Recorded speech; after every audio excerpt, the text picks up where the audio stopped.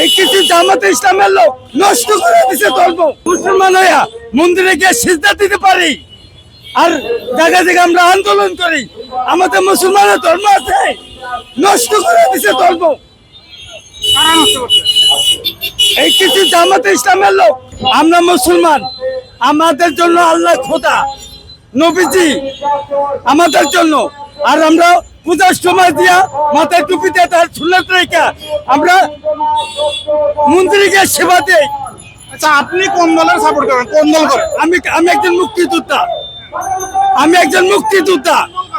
আমি কোন দলের অধিকার নাই। না, বলছি মুক্তিযোদ্ধা কোন দল করে? মুক্তিযোদ্ধা আওয়ামী লীগ করে। আপনি কোন দল? আমি আওয়ামী লীগ। জুলাই অভ্যুত্থানের আগে বাংলাদেশের অর্থনীতির উপরে যে কালো মেঘ ছিল, সেই কালো মেঘ আমাদের প্রত্যাশা ছিল যে জুলাই অভ্যুত্থানের পরে বাংলাদেশের আকাশে অর্থনীতি নিয়ে যে অস্থিরতা সেটি কেটে যাবে। কিন্তু আমরা দেখতে পাচ্ছি শুধু ইসলামী ব্যাংকই নয়, আওয়ামী ফ্যাসিস্ট আমলের মতো বাংলাদেশের অর্থনীতিকে ধ্বংস করে দেওয়ার জন্য ইসলামী ব্যাংক সহ বেশ কিছু ব্যাংকের উপরে সরকার নতুন করে ষড়যন্ত্র শুরু করছে। এই ষড়যন্ত্রের অংশ হিসেবে আমরা দেখতে পাচ্ছি তারা এই সালামকে পুনর্বহালের একটি ঐতিহাসিক সিদ্ধান্ত নিয়েছে। আমরা ইসলামী ব্যাংকের গ্রাহকরা এই সিদ্ধান্তের প্রতিবাদ জানাচ্ছি। আমরা সেই সাথে বলতে চাই, এদেশের খেটে খাওয়া মানুষ এই ইসলামী ব্যাংকের সাথে জড়িত। এদেশের আপামর জনমানুষ ইসলামী ব্যাংকের সাথে অর্থনৈতিক লেনদেন পরিচালনা করছে।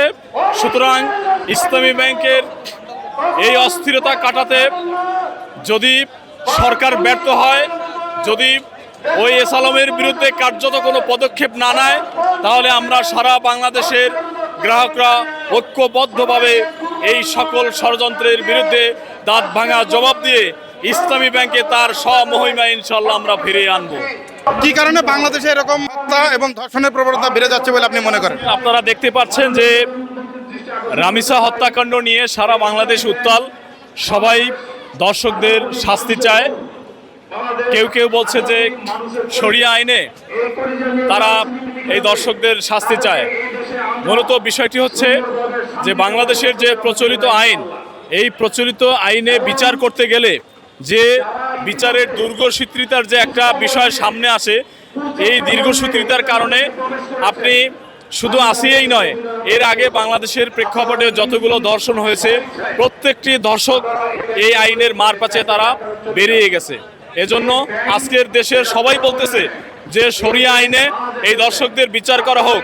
কিন্তু কিছু কিছু মন্ত্রী, বিশেষ করে স্বরাষ্ট্রমন্ত্রী, উনি বলতেছেন যে শরিয়া আইনে এই দর্শকদের বিচার করা সম্ভব নয়। শরিয়া আইনে যদি বিচার করা সম্ভব নয়, তাহলে উনি কেন বললেন যে আমরা নির্বাচনের আগে উনি বললেন যে আমরা মদিনার মতো বাংলাদেশকে পরিচালনা করব, অথচ ভোটের পরে উনি যখন এখন মন্ত্রী হয়ে গেছেন, উনি এখন আবার বলতেছেন যে শরিয়া আইনে বিচার করা সম্ভব নয়।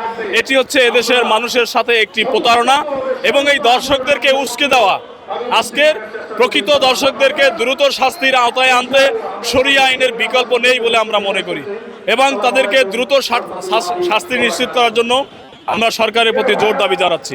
বাংলাদেশের বেশ কিছু পেশা রয়েছে, প্রফেশনাল পেশা রয়েছে, যেগুলো মূলত একজন উকিল বা একজন ডাক্তার, সে যখন একজন রুগী হসপিটালে আসে তখন তার দেখার উপায় নেই যে রুগীটি ডাকাত না বদমাইশ না ভালো কি মন্দ, এটা বিবেচনা করার সুযোগ থাকে না।